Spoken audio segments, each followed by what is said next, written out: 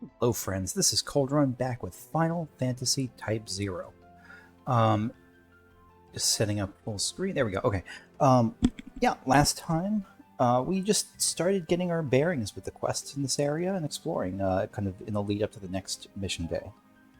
And right, this was 9 who we were giving some levels to. All right. Can we do anything new with you, 9? Jump, Cura, Balaclava. Oh, I don't even know what I'm doing. I'm sorry. Not armament promotion. Okay. So what do we want to do? We're trying clean... No, clean sweep sucks. We want to ignore clean sweep, I think. Is that all we can do, though? These number of hits per clean sweep, okay. Because I definitely don't want twin. I don't care about twin spell. Clean sweep 3, okay. Mobile strike. Attack while moving with up and square. It's a new ability. No, it's not a new ability. This is something that's always going to be there. Okay. So let's try this out.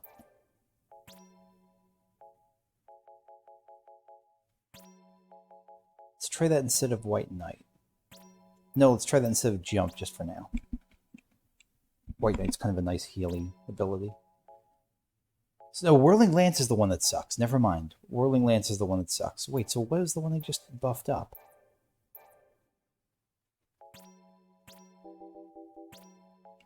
Clean Sweep is different from Whirling Lance. So now we have two things. Now we have Mobile Strike is up and square. Clean Sweep is down and square. I forgot totally about this.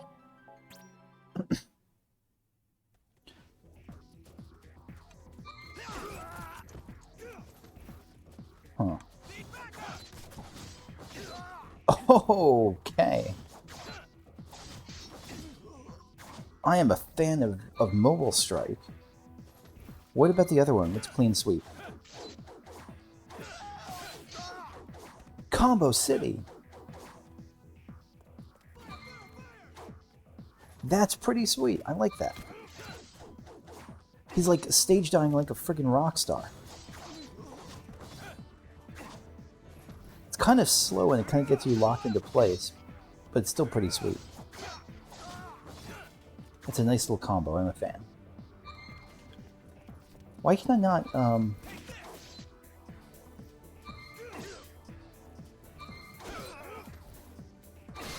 I think, yeah, that's the thing with those. I have to anticipate them.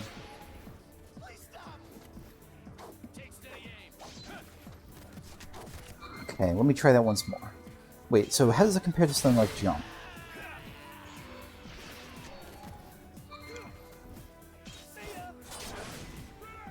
Hard to say.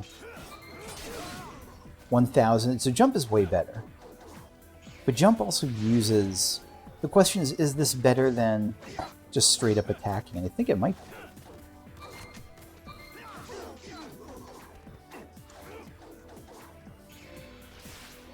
Yeah, I think it might be. Okay, I think I'm good for now. Wait, so let me... No, I'm not good for now. Hold on a second. So why would I use both of them? So let's try... Oh, let's White Knight it for a second. Let's get some health back.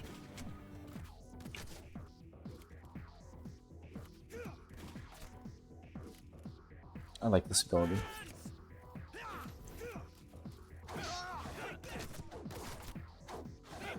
Yeah, it... I'm not so sure. That's Mobile Strike. Mobile Strike... No, that Mobile Strike is the one that's charged up right now. And that's definitely better. If I don't care about positioning, or if the positioning is a positive. The downside, I guess, is that it keeps going. But look at that. That's way better than just regular javelin. If I can afford the hits and I don't have to dodge away out of something. But I'd want to mix that in with, like, jump. For the bigger hits.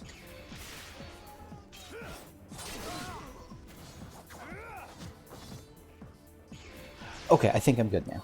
You can kill me.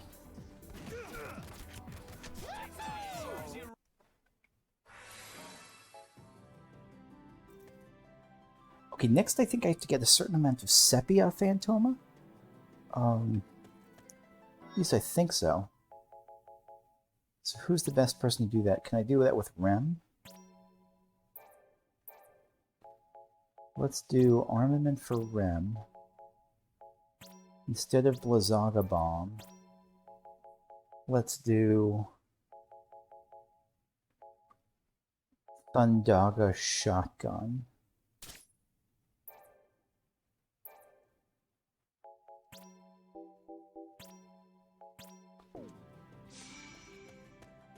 I think this is the best way to get Sepia. I think Sepia is what I need, but I guess I could be wrong. Let me try this just to see if I can get one.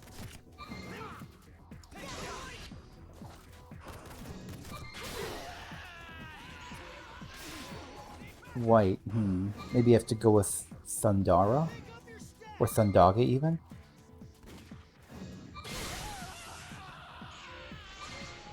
Verdant. I really thought Sepia would come from lightning.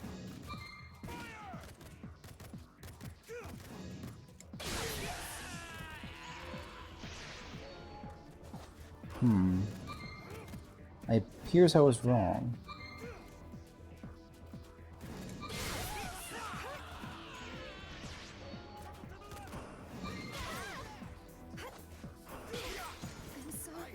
Okay, let me go actually find this quest, because I think I have the crappy quest right now to... No, I have to get 10 Sepia Phantoma.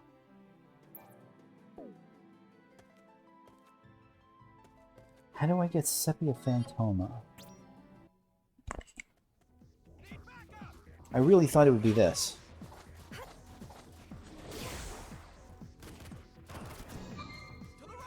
Because I know it's about... The thing told me it was about...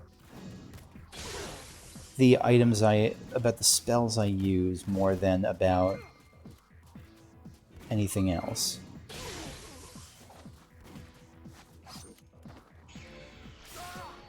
White Phantoma, but...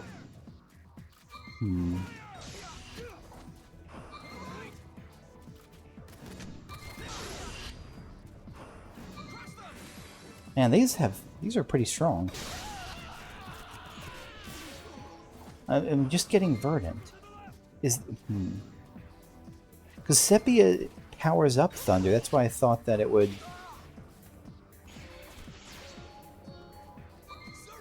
Sepia. No, so Sepia is the right way to go. Okay, I'm just going to grind this out until I get enough Sepia Phantoma. I'll see you in a bit.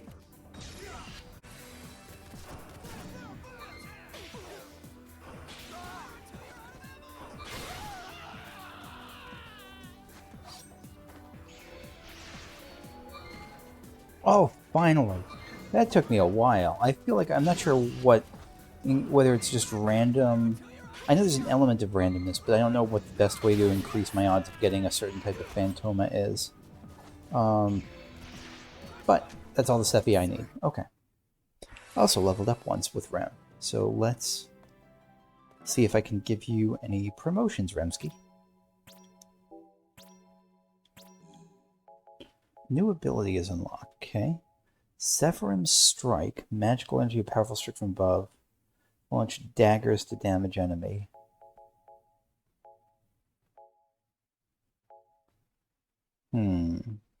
Let's buff up, what's Reflex Cast? Cast Finishing Magic after the first attack. Maybe we should save up for this. I don't know what this is about. Okay, Finishing Magic after a normal attack.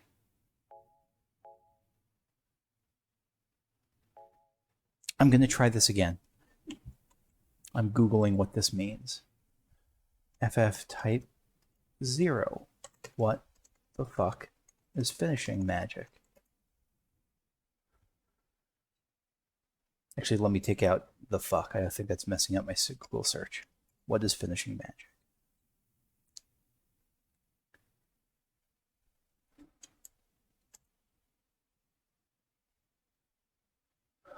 Okay. Basically, you use them to cancel out your basic combo into a spell, but doing so will allow you to immediately cast their stronger versions. So let me try this. Let me try this again. Because last time I tried this, I didn't have access to those higher versions. This time I do, on this character at least. So, like, strong finish after normal attacks with that. Cast finishing magic after a strong finish. Let's try that. Hello. Alright, so normally this is just thunder. I hold it or I immediately press it, it's just thunder. I have to charge it up normally. Now it's Thundara. Now I got interrupted. Now it's Thunder, now it's Thundara. And now it's Thundaga. Okay. But this is saying... So that should mean after I do the finishing attack, it should immediately become Thundaga, right? Let's try that now. Or let's heal up. Okay.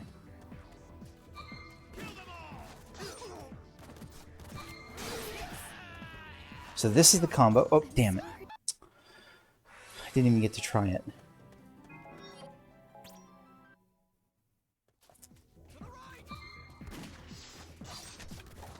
That's the finisher. But it still just does thunder. I'm clearly doing something wrong.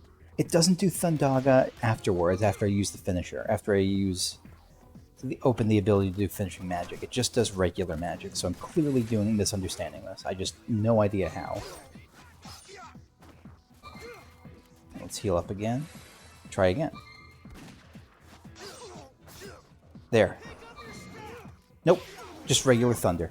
No fucking clue. This is pissing me off because it's clearly a main mechanic in this game.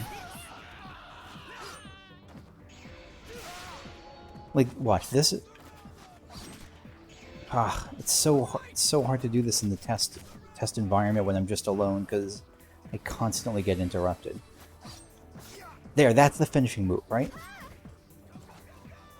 There, that, and that. That's the finishing move.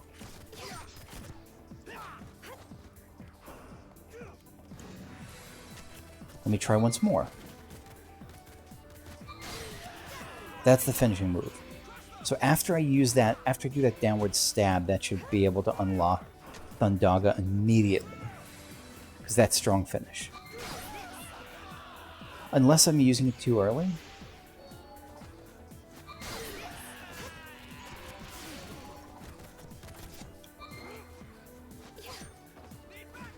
One, two, there.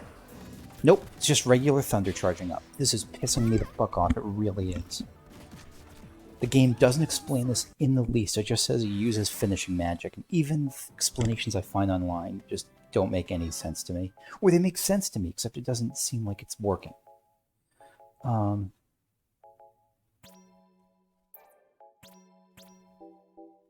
Rem. Guarded finish, defensive finishing blow. Cast finishing magic after a guarded finish.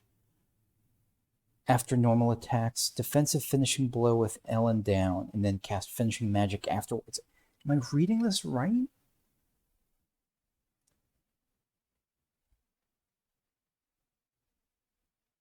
Well, please note that the cancel points are different for each character and for each of his or her combo. So you really need to discover their usage for yourself. For instance, Ace has different cancel points for his front, normal, and back combos.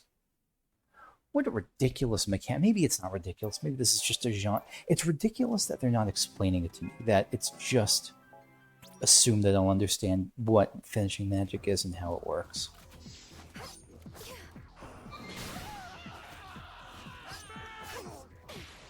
Did that do it? I have no idea.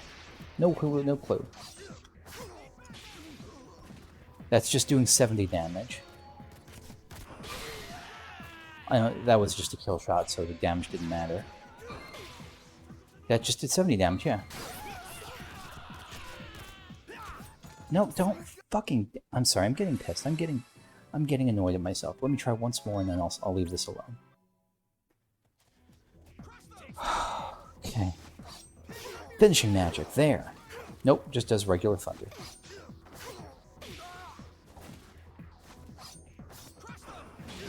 Nope, regular thunder.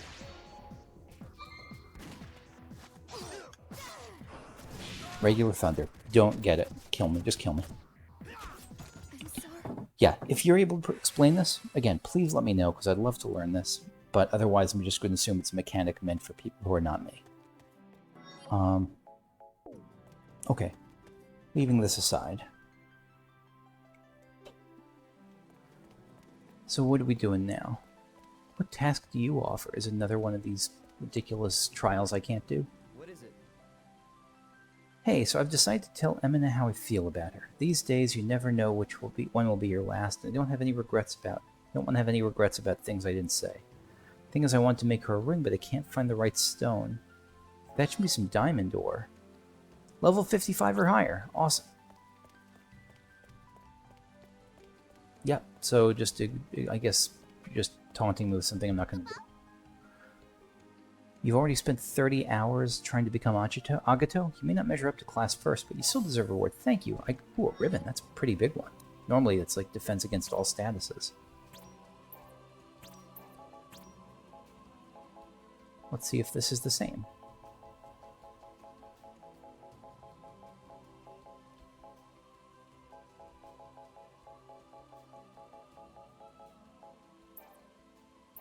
No clue. I guess I have to look at it at a crystal only. I can't see my equipment inventory when I'm not at a crystal, which is weird. I don't know why I'm feeling judgy of this game today. I'm feeling a little judgy and I shouldn't be. Or, I don't know if I shouldn't be, but I don't know why I am when I usually am not. Nope. Armament. Ribbon. Yep, so this prevents all those. Okay, good, good, good. That's nice. So what are we doing now? Oh, we're turning in the quest now. Whose quest was this? Doesn't tell me who gave it to me. Nice UI choice. Again, I don't mean to be that way. Sorcery researcher does say. See, this is the thing. When I get judgy, I get ready to judge harshly instead of ready to give things the benefit of the doubt. Okay. Oh, no. Yeah, no.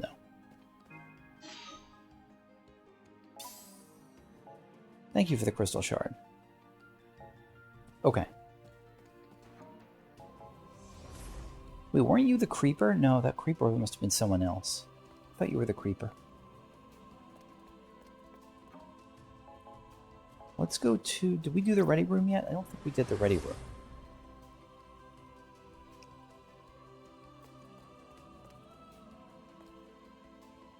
Or did we? Oh, nope, we didn't. Still no news about Aria. Hope she's alright. Yeah, so do I.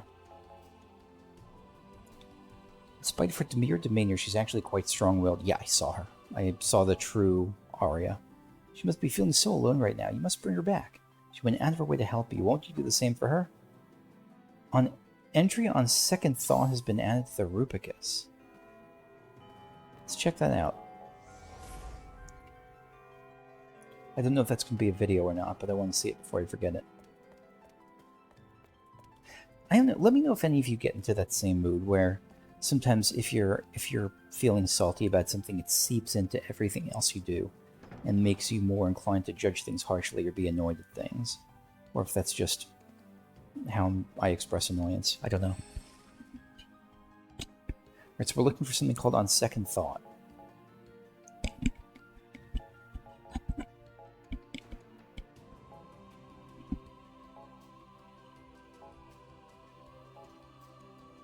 Here it is.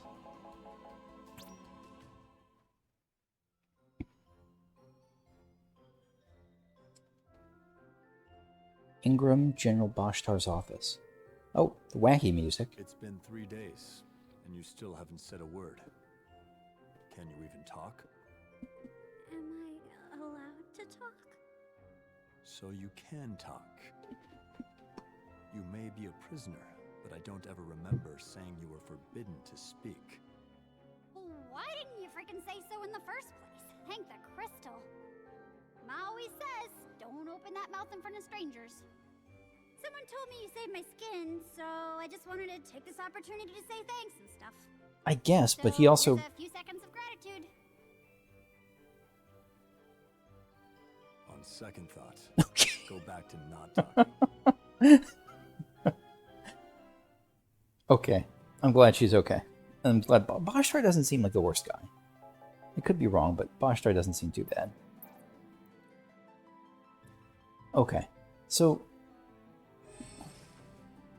you know what? We're going to do 15 minutes of Rubicus. Again, feel free to skip if you're not in a Rubicus-y mood, but I'm going to do 15 minutes of Rubicus. Let's, specifically the enemy compendium. Let's see what we can find. Imperial Trooper. Common soldiers such as this one comprise... Oh, killed 937 of them. Feels like a bloodbath. Comprise nearly 80% of the entire Imperial forces. All those ranked officer or below are fundamentally required to don the same green garb, whereas higher-ranking officials often receive enhanced armor. The military outfits each of these troopers with the same Type 41 bayonet equipped. We still don't know why this game is called Type-0, do we? We don't. Just hit me. I know we've Class 0, but it doesn't explain why it's called... It would make sense if this were Final Fantasy Class 0, but I don't know why it's called Type-0. Bayonet-equipped automatic rifle, improved model that features a drum magazine with increased capacity, thus allowing soldiers to remain active for longer periods of time. This 15mm caliber rifle provides excessive force against human combatants, but proves nigh ineffective against monsters and eidolons. In such unfavorable situations, regular soldiers must rely on the Empire's Magitech armor for backup if they wish to survive. Makes sense.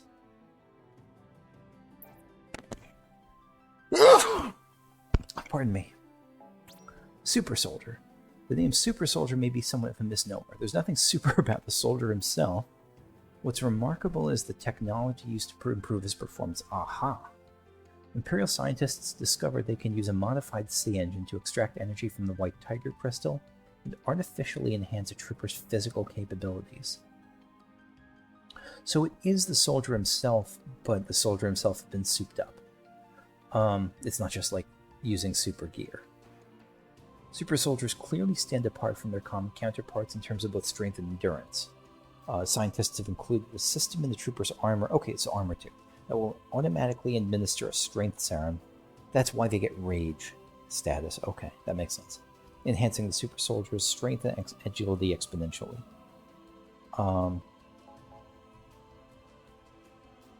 Imperial Command issues this valuable armor almost exclusively to a few high-ranking commanders in each squad, although all members of certain elite units are outfitted with the special gear. Okay. Imperial Officer. Sweet hat. In the Imperial's military hierarchy, all officials ranking higher than Field Officer are treated as Imperial officers, despite their intimidatingly stylish appearance, right? However, the officers have very little in the way of equipment aside from their Type 7 assault pistols. Okay, so they kind of suck in combat. Okay. Although common law forbids the use of such... Okay. Issuing commands to their subordinates and providing the troopers with various enhancements, Sarah. So they're support characters. Okay. Heavy... And I might be skimming through some of these. Heavy gunner. Holy shit, that's... I never just saw... I don't think I really looked at that gun up close. That's ridiculous. It's like a gun. Like, it's like a guitar. It's like a gun. It is a gun. It looks like a guitar almost. Like a giant banjo. These gunners are issued... Pardon me, by the way, if I lapse into silence for a few seconds, it's because I'm yawning. And I don't know why. I'm not tired right now. It's just whenever I read... And I'm not even bored. It's just whenever I read something about the way it makes me take my breath. Makes me yawn. So that's why. The high-caliber heavy machine guns they wield are inoperable in the hands of a common soldier. The guns themselves are known as Type 37 17mm rotary cannons, multi-barrel machines, nearly 10 times more powerful than standard issue rifles. Once they run out of ammunition, operators are left completely vulnerable while they reload their weapon. I wonder if that is a sign of when to attack, when their kill sites and break sites come up.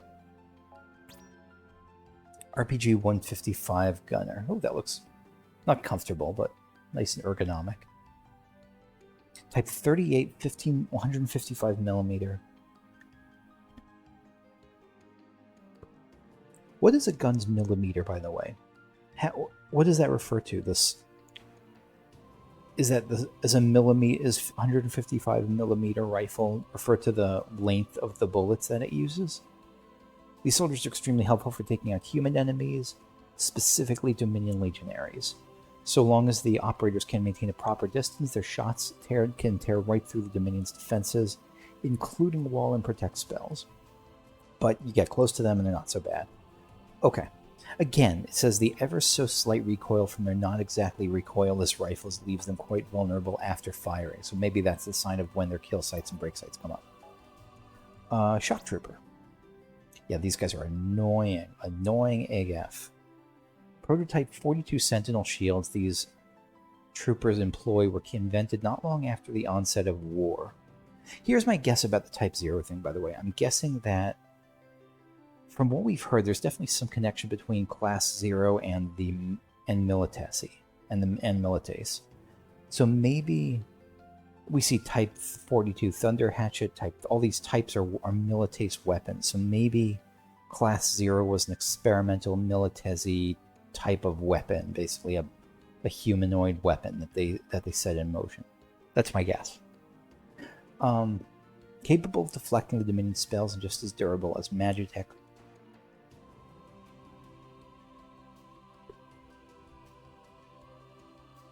I'm not gonna say excuse me anymore because it's just gonna keep happening. It's just biologically the way what happens when I read a lot. Just as durable as a Magitech's armors front. Okay, the P-42 Sentinels were mass-produced and distributed before they received an official military sanction, hence prototype. Shock troopers are unable to wield firearms single-handedly and instead fight using the Type 42 Thunder Hatchet. That's what it is. It's like a spade almost, it looks like, but it's an axe. Moving into strike at close range. Okay. 2 I haven't met yet. Militesi Curl. Oh, such a cute kitty. Let me snuggle you, friend. Although scientists have... Okay, so, not many sort of genetic modifications, really. Because they're such agile, intelligent creatures, they're far more lethal and reliable in combat than common soldiers, and they're much more snuggleable. They're blessed with acute senses. Okay, yeah, so they're guard animals, too. Airborne Trooper. So strange. It looks like almost like look like they're wearing one of like a ball gown.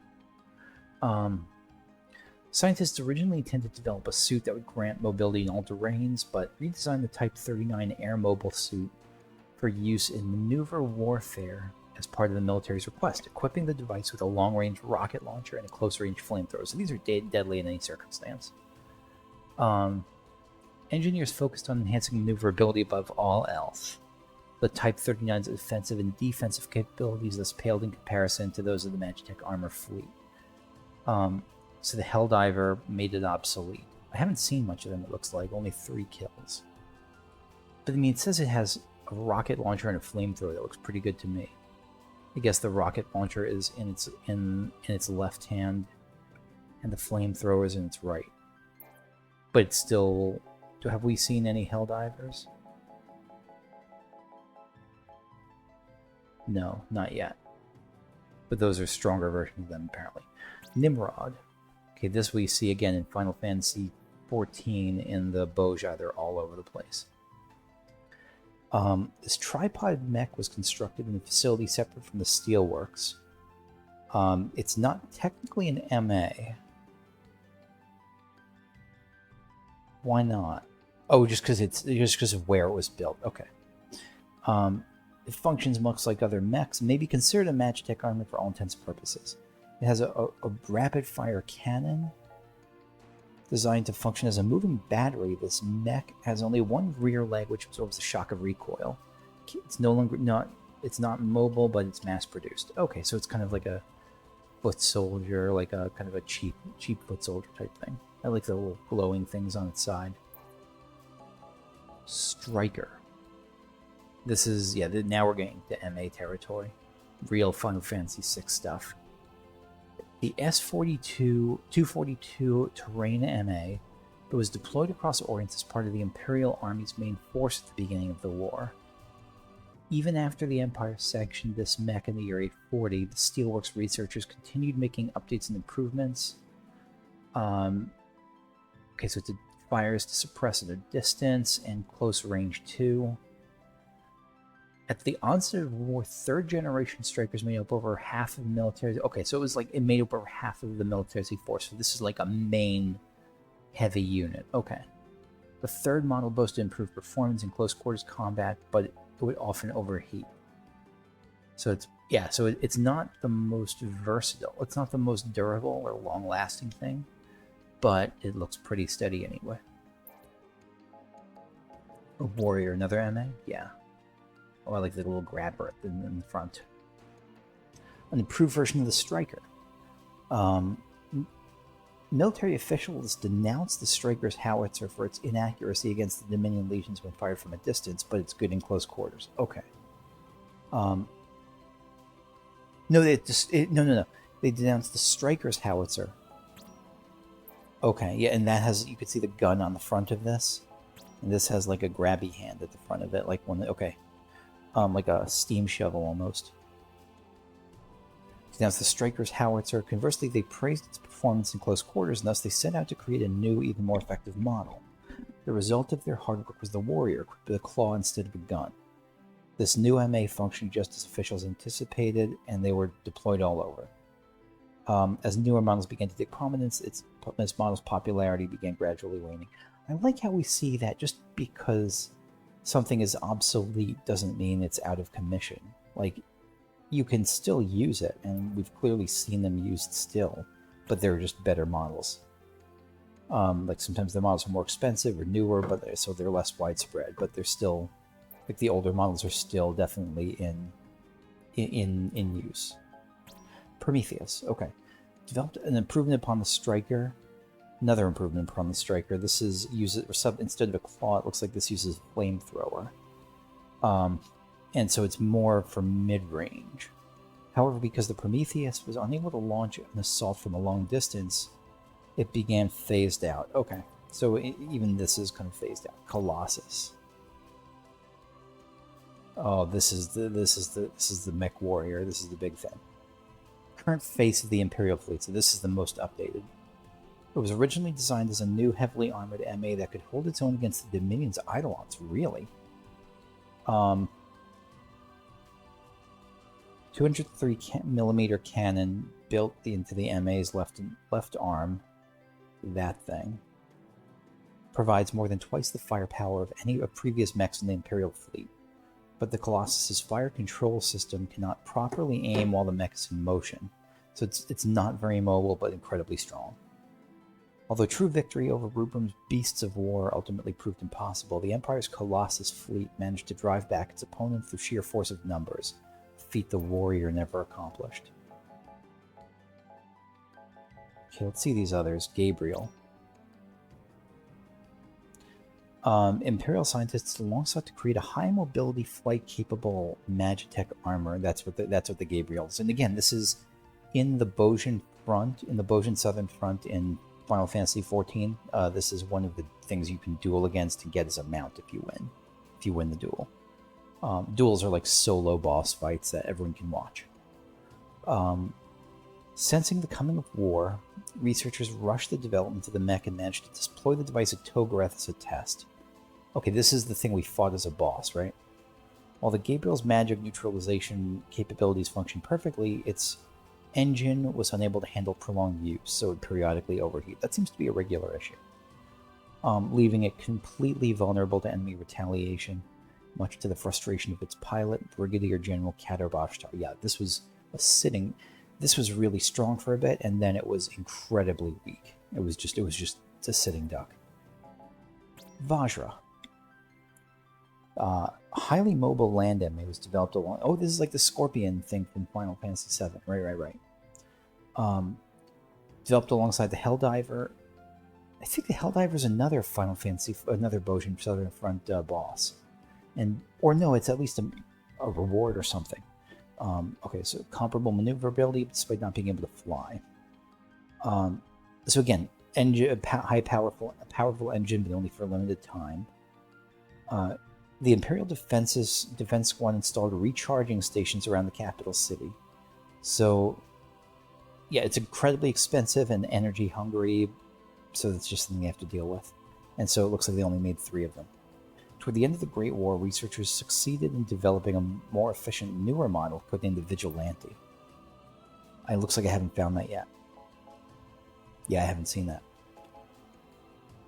So I think I've seen Dying Slave. Yeah, this is a l'Cie made specifically for l'Cie. Eager to test their new MA, deploy the Dying Slave. Okay, yep. So this is where we destroyed this one. Brianek. Let's finish looking at the rest of it. So let's finish looking at those last group of Militesi stuff. Brianek, aka also known as fucking Brianek, part of the Ultima Bomb project. Codename 277. I wonder why. Once Sid Alstein ordered the construction of a new Magitech armor that could transport and deploy Ultima bombs. Was this the thing that destroyed, that dropped the Ultima bomb on, what's the Turtle Empire? With the Black Paladins. I don't remember its name. Is it the thing that dropped the bomb there? Brianek was capable of loading a total of 8 Ultima bombs at one time and firing them halfway across Orions. But the range wasn't far enough. Okay. They decided to outfit the mech with heavy plated... No, so that was the initial goal, but it couldn't do it. They decided to outfit the mech with heavy plated armor and magic barriers to ease the difficulty of invasion. Many researchers had high hopes for this and seemingly unstoppable Magitech armor. Unfortunately, their hopes were... Okay, yeah, and this is where we took it down. Scientists quickly resumed work afterwards on the second prototype, but production immediately halted with the announcement of an Orients-wide armistice. The curtain closed on the tragic tale of Brianek, never to see the light of day. Fucking Brianek. Martinet. Oh, he's so cute. Oh, never mind. Loosely modeled after the imposing Imperial Dreadnoughts. I guess it's not cute. It's a compact battle droid designed to emulate the offensive capabilities of a human soldier at a fourth of the cost of outfitting a single trooper. So it's good firepower, but low mobility and not great AI. Okay. So it's just kind of a supporting role rather than a main thing. Makes sense. I've seen them a bunch. Panjandra. Oh, these are the things that explode when you pop them. So this is a new droid capable of defending the Empire's key strategic locations. It's an amalgamation of trinitrotoluene and martinet parts. I'm guessing that's a type of chemical. Or gas, maybe. It serves one function: to halt an enemy assault by any means necessary, including self-destruction. Yeah, you have to be careful around these things. It was designed as a single-use weapon, and there's not much left. Yeah, because once you use it, you can't reuse it. Nomad. Derivative of the martinet used for reconnaissance, though. Okay. So the drone's detection abilities easily outstrip their predecessors. So this is used for scouting support. Okay. Last one is the mid-sized carrier. Most common dreadnought in the Empire, this was initially developed to relay messages between other crafts. It was used for transporting supplies and personnel. What else? The structures of mid-sized carriers vary. Okay, so some of them are meant for passengers. So the types of them depend on what they're transporting, whether troops or communications equipment or whatever. Okay, that makes sense. It's channel gate. Oh, this thing, right? Okay. Yeah, so I think that's good for me for right now. Next time I'll probably come back here and review all the stuff I missed. Like the beasts. We'll review what it says about the beasts in the Rubicus to get caught up on that. And then I'll be pretty caught up on the Rubicus as far as I remember. So for now, let us go back to the arena and drop someone off for a special secret training.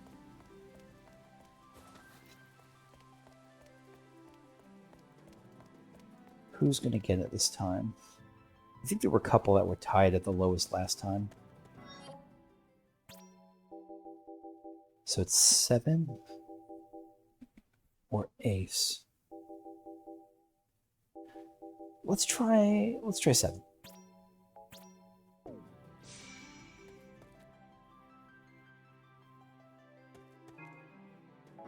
Oh, nope. Okay, yep, so that's going to be it for me for now. Thanks for watching, and I will see you all later. Alright, bye-bye.